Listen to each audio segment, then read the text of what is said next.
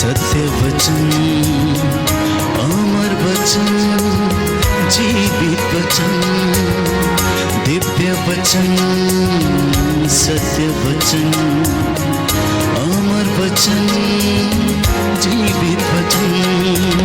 साई दा बामा बनी दा बामा बगरे रे सनी रे सनी रे सनी रे सनी रे सा।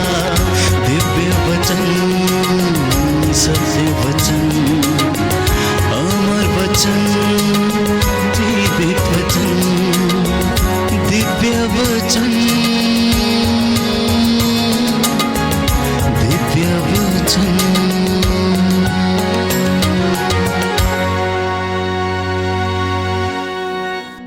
सबको जय यीशु। हम प्रभु का धन्यवाद करते हैं आज बड़ी खुशी के साथ उसके प्यारे वचनों के लिए जो हम सुनने वाले हैं। और आज हम जो वचन सुनेंगे उसके लिए टॉपिक है मर्सी ऑफ गॉड, परमेश्वर की दया। आजकल इन दिनों में पंजाब में एक पंजाबी गीत बड़ा फेमस हो रहा है, जे मैं जिंदा हां, यदि मैं जीवित हूं, ये परमेश्वर की दया है। अगर उसकी दया नहीं होती तो मैं जीवित नहीं होता। अगर मेरे को ये आशीष मिल रही है, वो आशीष मिल रही है, ये इसलिए कि परमेश्वर की दया है। ये परमेश्वर की दया है जो मुझको जिंदा रखती है। आइए हम मनन चिंतन करें प्रभु की आशीष और महिमा के लिए, प्रभु की आराधना के लिए इस वचन को ग्रहण करें। मर्सी ऑफ गॉड, ये उसके कैरेक्टर को दिखाती है। उसके कैरेक्टर का, परमेश्वर के कैरेक्टर का, चरित्र का अभिन्न अंग है प्रभु की दया। मेरे प्यारे भाई और बहनों, आइए खुदा का धन्यवाद, परमेश्वर का धन्यवाद करते हुए हम भाग लें। वचन को सुनने में बड़े दिल से भाग लें, विश्वास से भाग लें। प्यारे भाई और बहनों, जब हम परमेश्वर की दया के बारे में बोलते हैं, किस तरह दिखाई देती है? हम स्तोत्र 103 पद संख्या 13 में पढ़ते हैं, पिता जिस तरह अपने पुत्रों पर दया करता है, प्रभु उसी तरह अपने भक्तों पर दया करता है। तो जब प्रभु दया दिखाता है, अपनी दया दिखाता है, अनुकंपा दिखाता है, वो उस तरह दिखाता है जिस तरह पिता अपने बेटे पर दया दिखाता है। मेरे प्यारे भाई और बहनों, कुछ समय पहले मैंने एक टीवी पर एक व्यक्ति को बोलते हुए सुना, शायराना अंदाज में बोलते हैं वो, कि यदि आपके आंखों में आंसू आ जाए तो खुद ही पोंछ लेना। अगर दुनिया से मदद मांगोगे तो उसका भी कीमत ले लेगी। हां प्यारे भाई और बहनों, ये दुनिया हर चीज को पैसे में तोलती है। ये दुनिया हर चीज को पैसे में तोलती है। कुछ करने के बाद एक्सपेक्ट करती है, आस उम्मीद रखती है कि मुझे कुछ मिलेगा, या फिर कुछ करने के बाद इसने मेरा एहसान मानना चाहिए कि मैंने इसके लिए ये किया। जब ये बीमार था, जी मैं ये था, मैं किया इसके लिए। अगर मैं नहीं होता तो ये मर जाता, मैं नहीं होता तो ये इस तरह नहीं कर पाता था, मैंने इसको यहां पर पहुंचा, मैंने उसको, जब उसकी ये हालत थी मैंने मदद की। तो दया की भी कीमत है दुनिया में। तो उस आदमी ने बोला, अगर आंसू आ जाए तो खुद ही पोंछ लो। दुनिया वालों को बोलोगे तो आपसे उसका कीमत ले लेंगे, पर इस प्रभु के मामले में प्रभु की दया हमेशा घेरी रहती है। प्रभु की दया, उसका कोई प्राइस नहीं है, कोई दे भी नहीं सकता। तो आइए, हम पहला पॉइंट देखा कि प्रभु की दया कैसे दिखाई देती है, उसकी अनुकंपा में दिखाई देती है। और ये अनुकंपा हमेशा हमारे ऊपर बनी रहती है, जिस तरह पिता की दया, पिता की अनुकंपा बेटे पर बनी रहती है। ईश्वर की दया अपने भक्तों पर बनी रहती है। Hallelujah, hallelujah. प्रभु यीशु तेरी महिमा होवे, प्रभु यीशु तेरी आराधना होवे। हम आगे पढ़ते हैं, ये प्रभु की दया माफी में, फॉरगिवनेस के द्वारा हम अनुभव करते हैं। माफी के द्वारा हम स्तोत्र 51 जो दाऊद ने खुद लिखा है, जिसमें दाऊद अपने पापों को स्वीकार करता है और प्रभु के दया के लिए, माफी के लिए प्रार्थना करता है। आइए हम इसको देखेंगे। पद संख्या 3 से है, ईश्वर तू दयालु है, मुझ पर दया कर, तू दया सागर है, मेरा अपराध क्षमा कर। मेरी दुष्टता पूर्ण रूप से धो डाल, मुझ पापी को शुद्ध कर। मैं अपना अपराध स्वीकार करता हूं, मेरे पाप निरंतर तेरे सामने हैं। और इस तरह वो अपने पापों को, गुनाहों को स्वीकार करता है, पर साथ साथ में ये भी बोलता है, प्रभु तू दया सागर है, प्रभु तू दयालु है।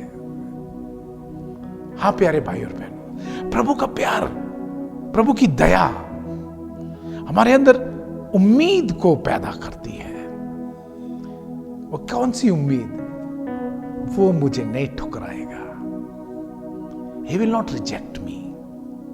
और मेरे पाप गुनाहों के कारण जो मेरी स्थिति हो गई है, मेरे पाप गुनाहों के कारण जो मेरा स्टेटस गिर गया है, दुनिया वाले बोलते हैं अरे ये तो ये पापी है, अरे इसने तो वो किया, इसने ये तो धोखेबाज है, ये तो वो है। पर जब मैं प्रभु के पास आता हूं, वो मुझे अनकंडीशनली, बिना शर्त के, वो जानता मैं क्या करके आया हूं। लोग तो मेरे बस उसी के माल मैंने चोरी किया, बहुत चोरी के बारे में जानते हैं। वो चोरी करते समय मेरे मन में क्या क्या चल रहा था, सब बातें जानता है प्रभु। कैसे मैंने प्लानिंग की, कैसे मैंने ये किया, कैसे मैंने वो अरेंज किया और जाके मैंने चोरी की। लोग चोरी को देखते हैं, क्या पता चोर वहां पर चोरी करते समय गाली दे रहा था, बुरा शब्द बोल रहा था, शराब दे रहा था। हाँ, उन सब का बारे में भी प्रभु जानता। पर जब एक बार पश्चातापी हृदय से प्रभु के पास आ गया, वो अपने दया के भंडार से मुझको पूर्णता से स्वीकार करता है। जिस तरह उसने दाऊद को स्वीकार किया, उसको माफ किया। आप जानते हैं ना क्या क्या उसने एक बार घमंड में आ गया था, उसने जनगणना कर दी, जैसे ये सब मेरे हैं, घमंड से भर गया था। उसके बाद हम देखते हैं उसने बैतशेबा के साथ व्यभिचार किया, उसको हत्याने के लिए, क्योंकि वो शादीशुदा थी, उसने उसके पति का मर्डर करवाया। जानबूझ के उसको, उसके पति को, जहां पे बहुत सघन युद्ध हो रहा था, वहां पे सामने लगवा दिया। पक्का पता था वो मारा जाएगा, वो दाऊद ने किया। पर जब उसको रियलाइज होता है, स्वीकार करता है, हाँ मैंने गुनाह कर लिया, पाप कर लिया, वो प्रभु के पास दौड़ा आता है, क्योंकि उसको एक सत्य के बारे में पता था कि प्रभु दयालु है, वो दया सागर है। तो दूसरा पॉइंट हम देखते हैं कि प्रभु दयालु कैसे पता चलता है? वो माफी देता है, माफ करता है, वो हमें माफ करता है, हमारे पापों को क्षमा करता है। हम यीशु के जीवन में देखते हैं, लूका 5 अध्याय 5 में देखते हैं, जब उस अधरंगी को लाया गया,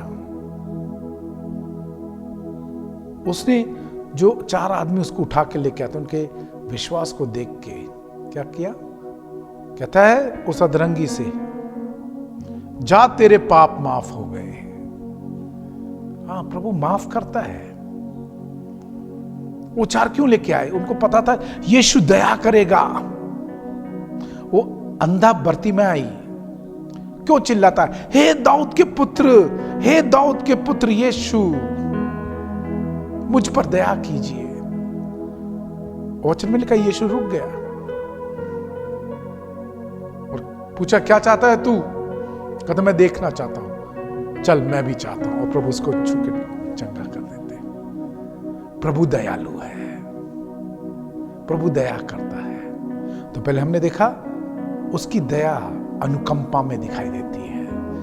दूसरा पॉइंट देखा, उसकी दया माफी में दिखाई देती है। एंड नो चार्जेस, कोई चार्ज नहीं, बस आ जाओ उसके पास। और कितने भी बड़े पाप हों, कितने भी। इसलिए दाऊद ने पवित्र आत्मा की शक्ति से यह वचन लिख दिया। ये दाऊद ने क्या किया था? मर्डर किया था, व्यभिचार किया था, घर को उजाड़ दिया था, उसके परिवार को उजाड़ दिया था। पर प्रभु जब सच्चे दिल से पछतावा करके आया, प्रभु ने उसको माफ किया। इसलिए आप ये नहीं देखो आपने कौन सा बड़ा पाप किया, बस ये आप देखो कि आप दूर हो गए हो, वापस जाना है।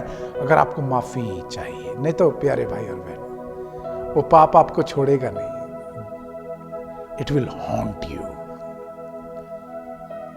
आपका पीछा करेगा। पर एक बार प्रभु के पास आ गए, माफी आ गई, वो पाप की आत्मा चली जाएगी, आप शांति से सो सकते हैं। आज देखिए आप में से कितने लोग हैं जो पुरानी बातों की वजह से आज जीवन में शांति नहीं है, जीवन में नींद नहीं आती है, करवट बदल बदल कर सोते हैं। मेरे प्यारे भाई और बहनों, अब तीसरे पॉइंट के ऊपर आ रहे हैं। किस तरह पता चलता है कि प्रभु दयालु है, दया का सागर है? तीसरा पॉइंट है लॉन्ग सफरिंग। प्रभु धैर्यता के साथ, धैर्य के साथ अपने लोगों के साथ रहता है। हम इजरायलियों के जीवन में देखते हैं, इजरायलियों के जीवन में देखते हैं प्यारे भाई और बहनों, जब प्रभु ने उनको मिस्र देश से बाहर निकाला, जो उसके दया की निशानी, वो अपने बच्चों को रोते हुए देख नहीं सकता था, मार खाते हुए देख नहीं सकता था, पीड़ा में देख नहीं सकता था। उनको मुक्ति देने के लिए वो मूसा को लेके आता है और मूसा को मदद करता है, हारून को देख के, मूसा के हाथ में लाठी को पवित्र करके, आत्मा से भर के, कि वो 6 लाख यहूदियों को, आदमियों को, यहूदी आदमियों को निकाले, उनके साथ उनके परिवार, बच्चे, जानवर, सारा। ये उसकी दया का चिन्ह है। फिर उसके बाद हम लॉन्ग सफरिंग की बात कर रहे हैं, लगातार दर्द सहने की बात कर रहे हैं। कौन दर्द सहता है? इंसान नहीं, परमेश्वर। जब वो बाहर आए, लाल समुद्र को पार किया, हर चिन्ह चमत्कार जो प्रभु ने किया दया की निशानी थी। और जब प्यारे भाई और बहनों वो उजाड़ में आ जाते हैं, उस मरुस्थल में आ जाते हैं, 40 साल तक वो बगावत करते रहे, प्रभु के विरुद्ध में बोलते रहे, बुड़बुड़ाते रहे, प्रभु के चुने हुए के खिलाफ बोलते रहे। प्रभु ने अपनी दया को खत्म नहीं होने दी। वो कमी कमजोरी से भरे हुए थे, पर साथ में रहा, वो साथ में रहा, साथ में रहा। आपको कैसे लगेगा जब कोई आपकी आज्ञा की पालना ना करे? जब आपको ही आपके सामने रिजेक्ट करके आपकी जगह किसी और को दे दी जावे, जैसे यहूदियों ने किया था। परमेश्वर की जगह उस सोने के बने हुए बछड़े को दे दिया था, उसकी आराधना कर रहे थे, उसकी स्तुति कर रहे थे। प्रभु सब कुछ सहता है, प्रभु सब कुछ सहता है। क्यों सहता है? क्यों? क्योंकि वो दया करने वाला परमेश्वर है, वो दया को दिखाने वाला परमेश्वर है। वो अपनी दया से अपने लोगों को बचाता है। हालेलुया। जिस तरह प्रभु ने दाऊद को बचाया, अपने चुने हुए लोगों को बचाता है। हम देखते हैं पवित्र बाइबल से प्रभु की दया के बहुत बड़े बड़े निशान हैं। जिस तरह नोआ का या नू का जो पानी का जहाज था, उत्पत्ति अध्याय 6 में हम पढ़ते हैं। क्या हो गया था? चारों तरफ पाप था, पाप ही पाप, पाप ही पाप।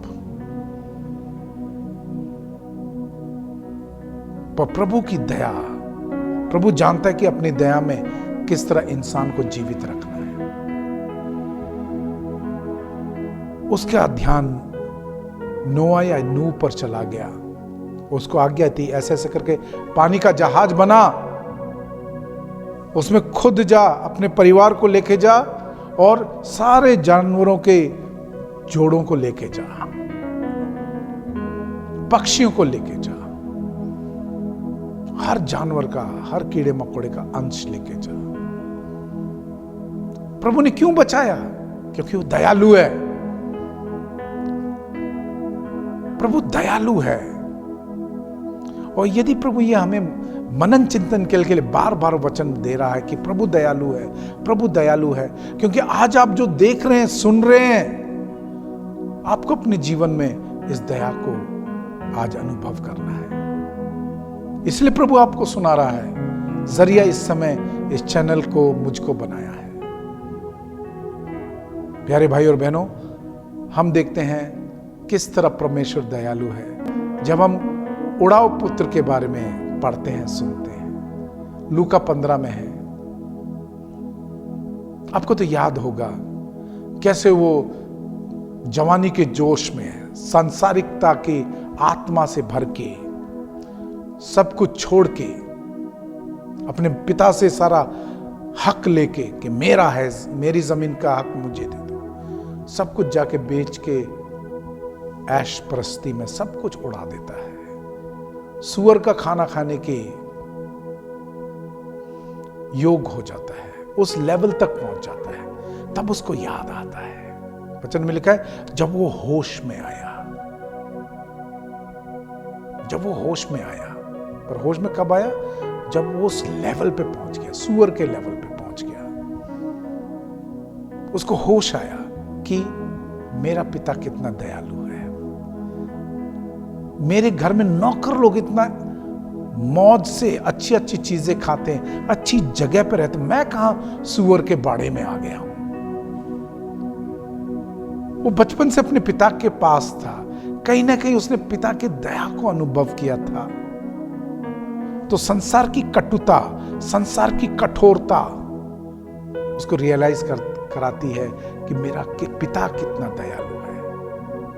और सचमुच वही होता है। जब वो वापस आता है फटे गले कपड़ों में, बदबूदार कपड़ों में, ये तो आ रहा होता है मन में प्लानिंग बनाते हुए, मैं अपने पापा को ये बोलूंगा, अपने पापा को ये बोलूंगा, मेरे को माफ कर दे, ये कर दे, वो कर दे, मेरे को नौकर की जगह रख ले। बहुत सारे प्लानिंग चल रही थी।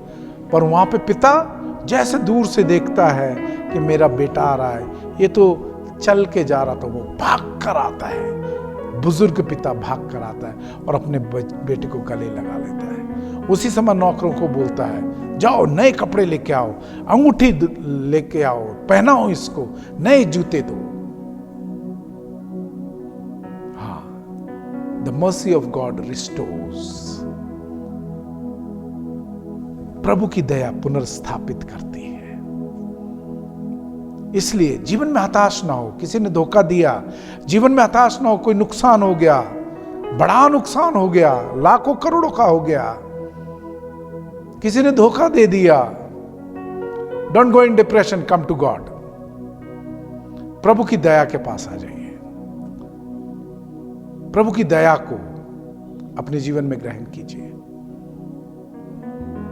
और प्रभु आपको जिस तरह उस पुत्र को ग्रहण किया, आपको ग्रहण करेगा, आपको आपकी जगह पुनर्स्थापित करेगा। हम अगले पॉइंट पे चलते हैं, वो है प्रभु की दया कहां से पता चलती है? प्रभु के पवित्र क्रूस पे पता चलती है। रोमिया 5:8 में लिखा है, किंतु हम पापी ही थे जब मसीह हमारे लिए मर गए थे, इससे ईश्वर ने हमारे प्रति अपने प्रेम का प्रमाण दिया है। हाँ प्यारे भाई और बहनों, प्रभु की दया जो हम पर हुई है वो कितनी महान है, इसमें कितना प्यार भरा पड़ा है। प्रभु अपना नाम नहीं चाहता, प्रभु को कुछ चीज की जरूरत नहीं है, पर प्रभु की दया देखिए, वचन में क्या लिखा है, जब हम पापी ही थे, कोई हमारे अंदर गुण या योग्यता नहीं थी कि हम प्रभु के पास आ जाएं, कह सके कि प्रभु हमारा है, पर उस समय प्रभु दया करता है और प्रभु यीशु अपने बेटे को भेजता है कि वो आपके लिए और मुझ में, मेरे लिए कुर्बान हो जाए, बलिदान चढ़ाया जाए। तो ये क्रूस क्या है? What is cross? Sign of his mercy. और उसके लिए वो कुछ नहीं देखता, अपने बेटे को भी नहीं, चढ़ जा सूली पर, क्योंकि मैं क्रिस्टोफर को बचाना चाहता हूं, मैं इसको बचाना चाहता हूं, उसको, पूरी कायनात को, पूरी धरती को, पूरे सारे लोगों को बचाना चाहता हूं। यह है प्रभु की दया, प्रभु की कृपा। तो हम क्या करें अब प्यारे भाई और बहनों? सीक हिज मर्सी, उसकी दया को खोजें, वचन को बार बार पढ़ें तो आपको उसकी दया के बारे में पता लगेगा। बहुत सारे अज्ञानता के अंधेरेपन में एक दीवार से जा जाके टकरा रहे हैं, क्योंकि उनको ज्ञान ही नहीं है कि प्रभु इतना दयालु है। वो समझते हैं कि लोग, जिस तरह लोग मतलबी हैं, दया भी करते हैं तो मतलब के लिए। वो खुदा को, परमेश्वर को भी समझते हैं ऐसा नहीं। परमेश्वर को हमारी किसी भी चीज की जरूरत नहीं है, हमको उसकी जरूरत है। इसलिए जो कुछ भी हो जाए, आ जाओ प्रभु के पास, सीख हिम, देन भरोसा रखिए, ट्रस्ट हिम, उसकी दया पर भरोसा रखिए, वो आपको कभी अकेला नहीं छोड़ेगा, कभी भी अकेला नहीं छोड़ेगा वो आपको। फिर उसको क्या करें? जब आपने अनुभव कर लिया कि प्रभु दयालु है, आप दयालु बन जाइए और प्रभु के वचन को पूरा करिए कि हम परमेश्वर के स्वरूप और परमेश्वर के जैसे बने हैं। दूसरों पर दया दिखाइए, और शुरुआत में बताया दया दिखाने का मतलब क्या है? अनुकंपा, माफी और दूसरों के लिए सहना। यहीं पर है, जिस तरह प्रभु ने हमको पाप की हालत में देख के हमारे बारे में सोचा, हमारी भलाई के बारे में सोचा, हमको वहां से निकालने के बारे में सोचा, आप भी इस दया को दिखाइए। जिस तरह प्रभु आप पर दया करता है, आप दूसरों पर दया करिए। हाँ, इसके लिए दर्द भी सहना पड़ेगा, दूसरों की भलाई के लिए।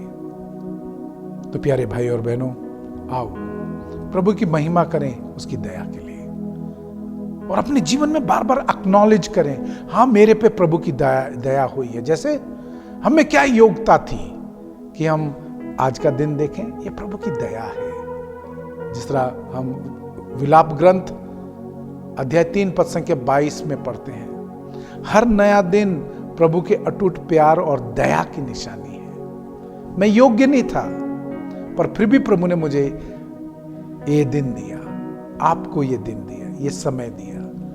तो आइए प्रभु का धन्यवाद करें। सारे अपनी आंखों को बंद करेंगे। प्रभु महान परमेश्वर है, वो हम पर दया करता है। उस दया में प्रभु ने हमें बहुत सारी आशीषें दी हैं, बहुत सारी शक्तियों से भरकर मालोमाल किया है। आइए धन्यवाद करें। पिता परमेश्वर, प्रभु यीशु, पवित्र आत्मा, आपकी दया के लिए हम आपका धन्यवाद करते हैं। पिता और पुत्र और पवित्र आत्मा के नाम पर आमीन। सबको जय यीशु।